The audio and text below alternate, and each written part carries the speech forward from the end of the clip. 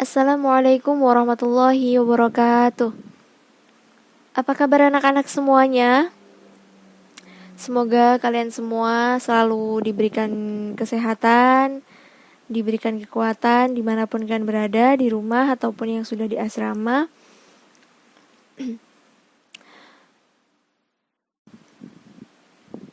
Sebelum kita lanjut ke pelajaran selanjutnya, mari kita berdoa terlebih dahulu supaya pembelajaran kita diberikan kemudahan dan anak-anak semua diberikan kemudahan juga untuk memahami materi yang akan saya sampaikan. Berdoa mulai.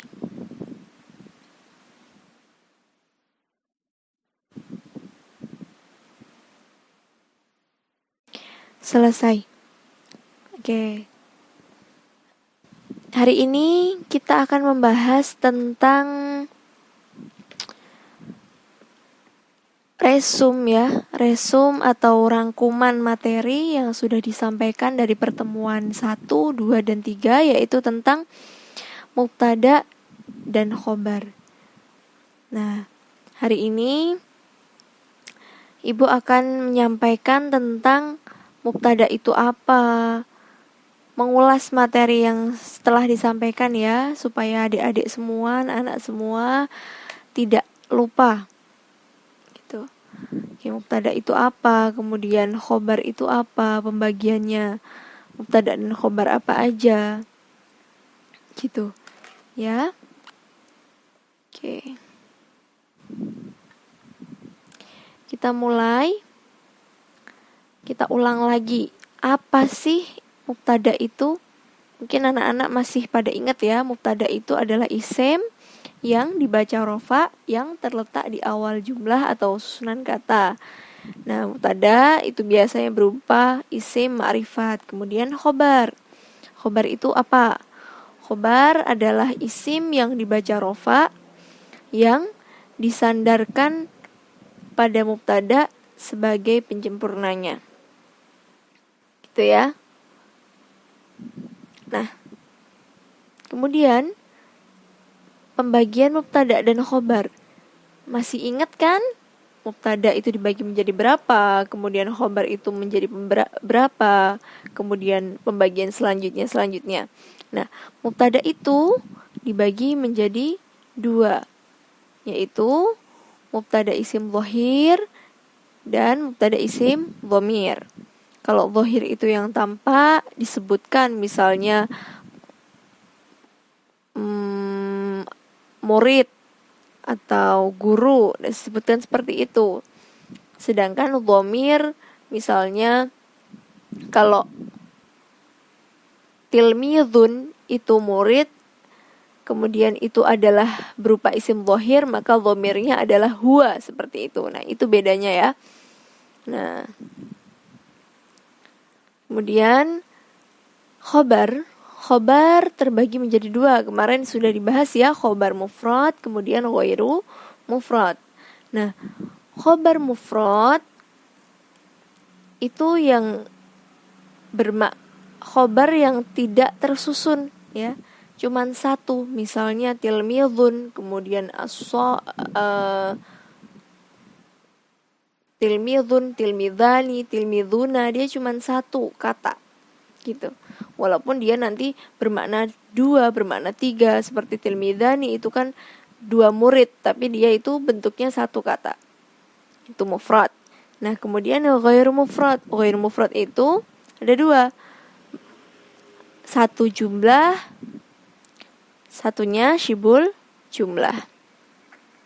Nah, kemarin juga sudah disampaikan ya, yang jumlah itu apa, syibul jumlah itu apa ya. Sudah disampaikan bahwa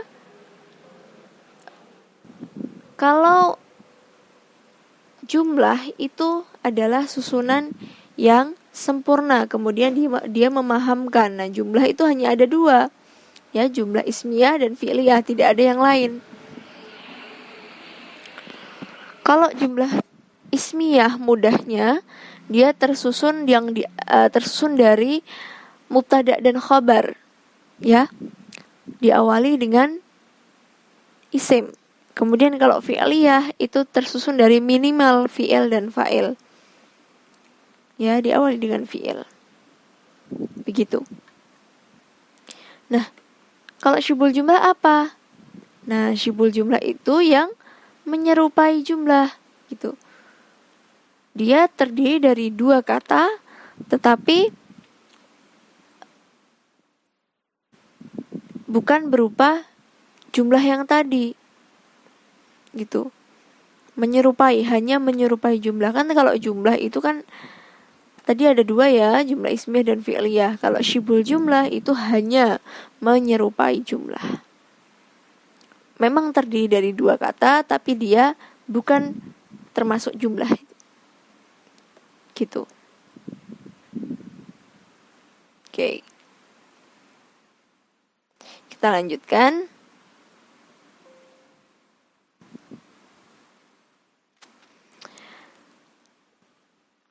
Nah, jumlah tadi terbagi menjadi dua, fi'liyah dan ismiyah. Kemudian syibul jumlah juga ada dua, yaitu dzaraf dan jar majrur. Ini kita berbicara tentang khobarnya ya. Jadi khobar mufrad, ghair mufrad. Khobar ghair mufrad ada dua, khobar jumlah fi'liyah, kemudian khobar jumlah ismiyah. Nah, kalau yang syibul jumlah ada dua, dzaraf jar majrur. Jadi nanti menyebutkannya khobar ghairu mufrad syibhul jumlah berupa dzaraf, atau khobar ghairu mufrad syibhul jumlah berupa jar majrur. Begitu. Oke.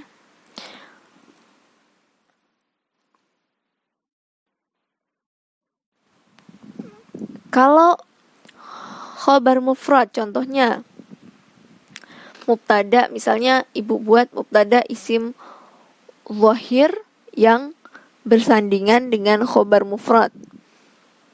Zaidun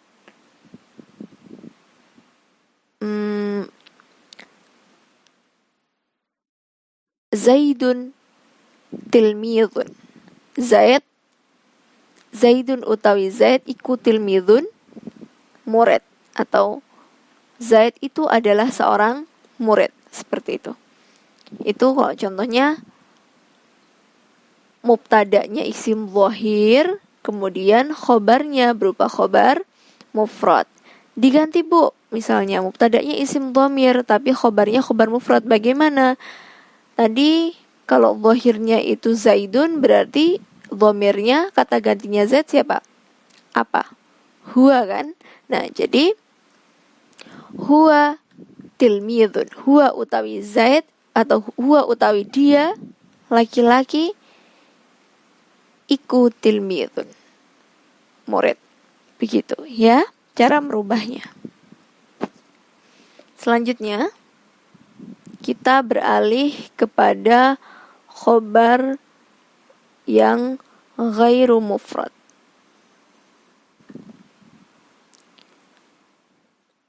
Nah, ini ada contoh mubtada yang mubtada isim zahir, kemudian khobarnya berupa khobar ghairu mufrad jumlah fi'liyah. Ya. At-talibu utawi murid laki-laki ya. Talibu utawi murid laki-laki, iku yaktubur risalata, menulis surat. Ya. At-talibu utawi murid iku yaktubu nulis sapa murid ar-risalata ing surat. Itu kalau dipegoni. Nah, posisinya kita jelaskan kedudukannya. At-talibu sebagai mubtada, mubtadanya mubtada isim zahir karena dia tampak jelas tidak menggunakan dhamir ya. Kemudian di situ ada yaktubu. Yaktubu itu fi'il mudhari ya, dibaca rafa. Karena apa? Karena fi'il mudhari sahih akhir yang tidak kemasukan amil. Kemudian ar-risalata sebagai maf'ul bih gitu. Sebagai maf'ul bih. Kemudian yaktubur risalata susunan fi'il plus maf'ul yang berkedudukan sebagai khobar jumlah fi'liyah. Khobar ghair mufrad jumlah fi'liyah. Gitu.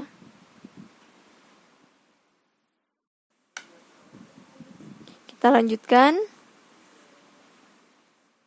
Oke, sampai sini dicermati dulu. Oke, kalau sudah kita lanjutkan ke contoh selanjutnya. Contoh selanjutnya. Ini buatkan mubtada, contoh mubtada isim zahir dengan khobar jumlah ismiyah. At-talibu khuluquhu hasanun. At-talibu utawi murid laki-laki.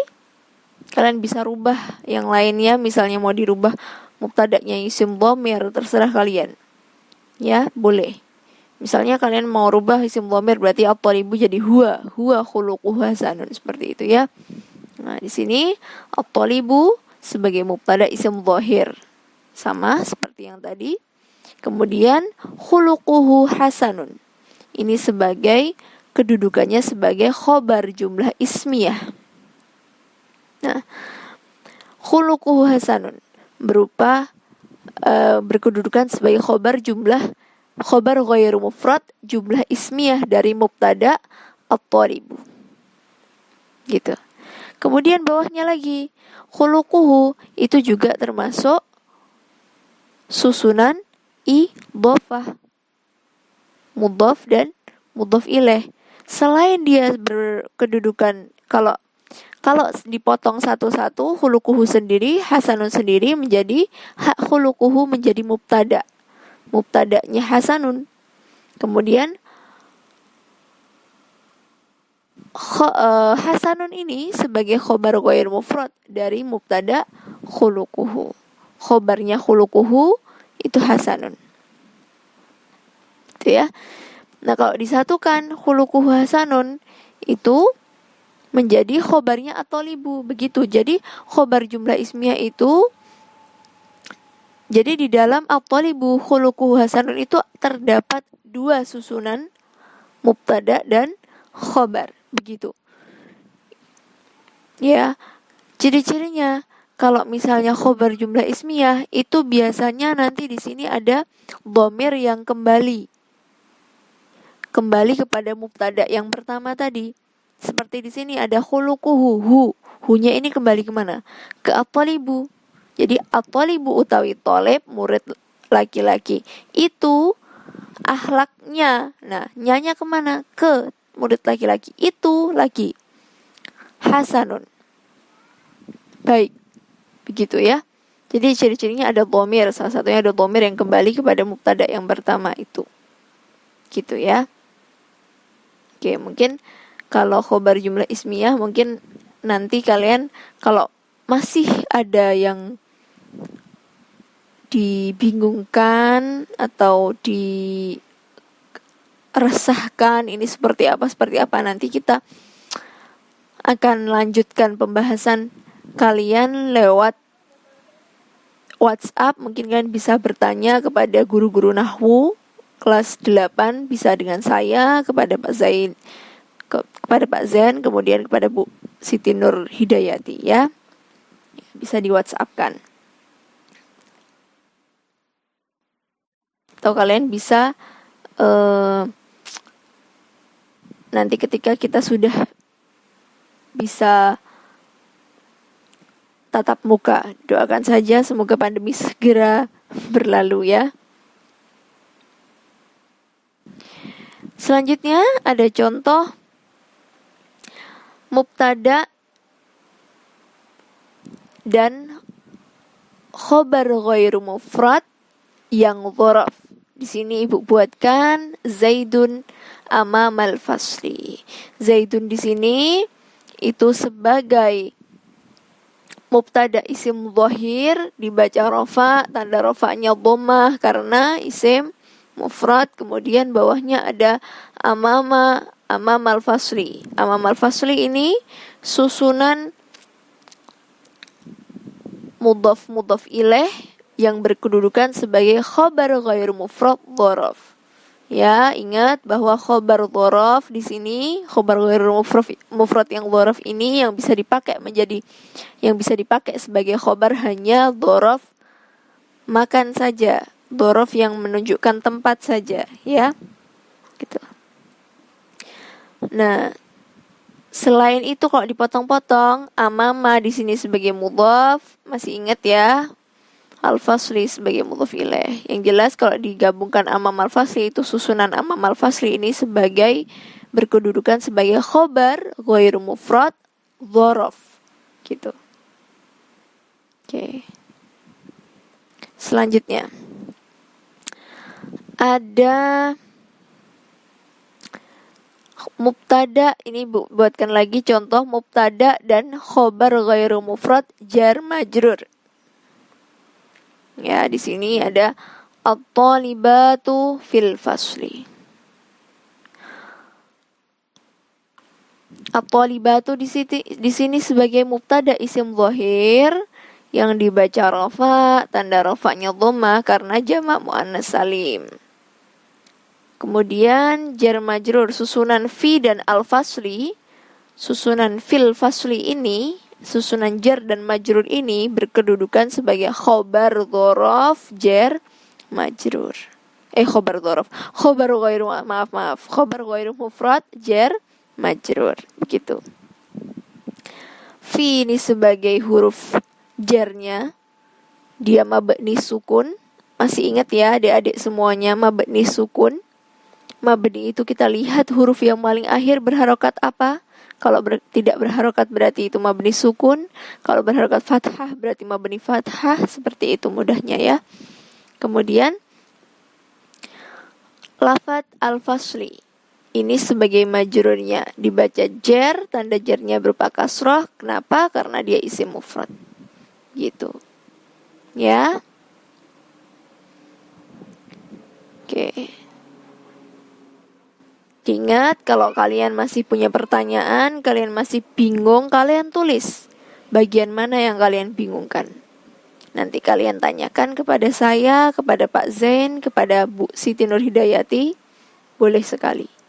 Lewat WhatsApp bisa ya, atau nanti tunggu kita bisa pas tatap muka, pas offline, kalian tanyakan.